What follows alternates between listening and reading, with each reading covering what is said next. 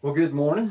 Chilly morning it is. Surprised to learn that this morning it was 33 here and 36 in Big River, Saskatchewan. That does not happen often indeed. But there's a hot topic or a hot issue, a hot button issue that is ongoing in the state of Georgia right now, and it has to do with our senatorial elections. And I try not to be overly political, but when one of my, and I told Drew before we got started, this might put me in hot water, but when one of my, quote, brother pastors puts himself as an authority over Scripture instead of under Scripture, it's in effect putting yourself in the God seat. And I just want to share with you just a little bit of information today, and then just a little bit of scripture to help you make up your own mind. I wouldn't make up your mind for you. Mine has been made up for a long time, but this just to help you make up your own mind. And I do hope, and I never ask that you would share, or hit share or whatever, but I am asking. This needs to be heard because nobody's saying it. It's not out there. Raphael Warnock unequivocally supports a woman's right to choose, and that is to choose to kill her unborn child.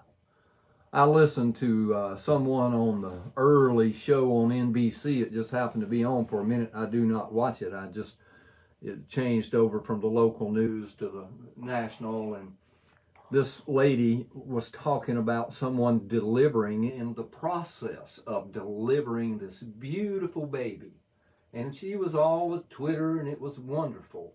Well, what would it be if rather than a live delivery, it was taken out in pieces? Is it still a beautiful baby? We have gone so far in the wrong direction as a nation as to put countless people in God's place to decide life over death, death over life, for the most innocent and defenseless among us. And, for Reverend Warnock to say that he unequivocally supports a woman's right to choose, and at the same time titles himself Reverend, it's just unbelievable to me. God knew what he was talking about when he spoke through his servant Paul and said, look, in the latter days, there's going to rise preachers, teachers, prophets that say what people's itching ears want to hear. And here's a man who supports the genocide of his own race. Look, these are not my numbers, okay?